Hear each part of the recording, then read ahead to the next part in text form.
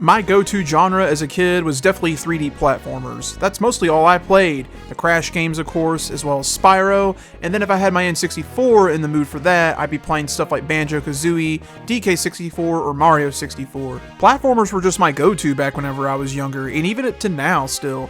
If I want to play something simple but challenging sometimes, then I go for those kind of games. Some I played and rented as a kid, stuff like Gex or Bugs Bunny Lost in Time, and oh god, even Bubsy 3D. I've got scars from this game from when I was a child. Those games really just couldn't hit the margin of the stuff that I already owned and played, like Crash. Have you ever heard of the game Phix the Adventure? Well, you probably haven't, because this game was a very late release on the PS1. By 2003, everyone's moved on to the 6th gen by this point, for the most part. I just sat down and beat this entire game, and I got some stuff I want to talk about and cover on this one, so sit back, relax, let's talk about Phix the Adventure for the original PlayStation.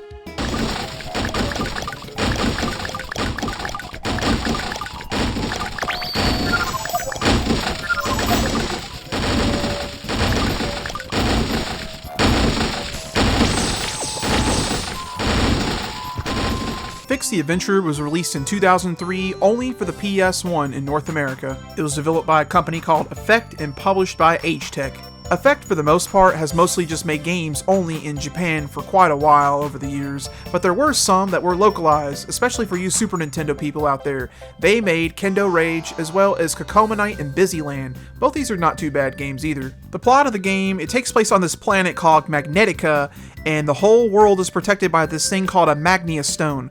One day, the stone was knocked from its resting place on the temple and plummeted towards the planet. When it came to the planet, Phix, this little creature, whatever the hell he is, he accidentally swallows this Magnia Stone.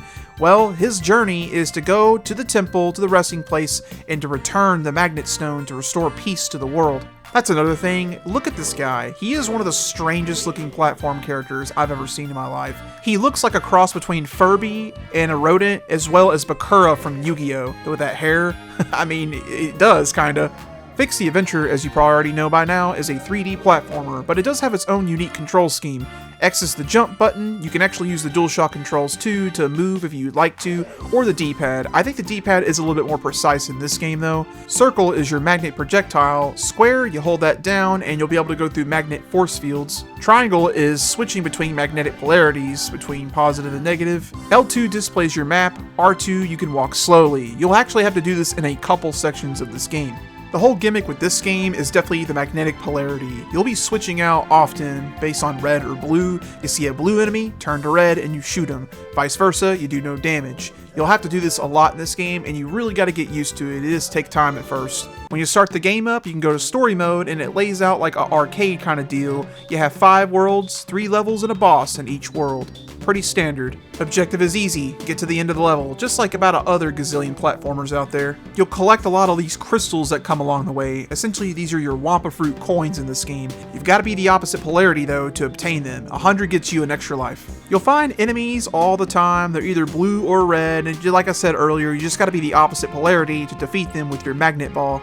Other than enemies, you'll come across a lot of obstacles or jumping over holes, doing a lot of platforming and such, and sometimes even some puzzles here and there. One unique thing you do is whenever you hold square to go into neutral mode, you can go to those force fields they'll populate, and you do a jump and let go of square, and you'll do a secondary jump. It takes perfect timing to get it down and practice to get it all the way, but once you learn how to do that, you can start doing super jumps with that, and you'll need to get through this game. You gotta be careful with this though. If you're the opposite polarity, it will pull you in, but if you're the same polarity, it can push you away.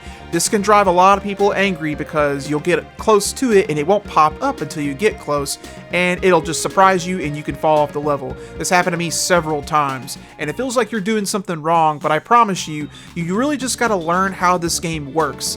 You have to look at it as a game like Ghosts and Goblins or something like that. You have to play by its own rules to get through it. There's pickups in this game other than crystals that you'll find. Sometimes you'll find hearts, which are just life ups. They'll add 1 hit point. You can have up to 5 at a time. Rarely you'll find a shield, which will pretty much gain you a defense on your life. And also you'll find this magnet thing, and it'll pretty much increase your magnet meter to be invincible. Also on the screen, when you use the square button, you have a magnet meter, and it'll drain the longer that you use it. Once it's empty, you can't hold square until it recharges. Basically, you'll have to wait for like 5 to 10 seconds for it to recharge. The world types in this game are about what you think. You have like your grass world, you've got your desert world, volcano world, factory world, and Japan castle world, and that's about it. The game feels very short in this way, but trust me, there's one game this has going, it is very hard. There's a lot of challenge with this game. These enemies you fight are very aggressive. They respawn all the time when you walk away. You've got to be very careful, and you just got to beat timing on when you hit them and you run away. If you get to 0 lives, you get a game over, but thankfully there's infinite continues and you just continue on the level that you left off. Checkpoints are very weird in this game. It never tells you when you get a checkpoint. Some levels have them, but not all.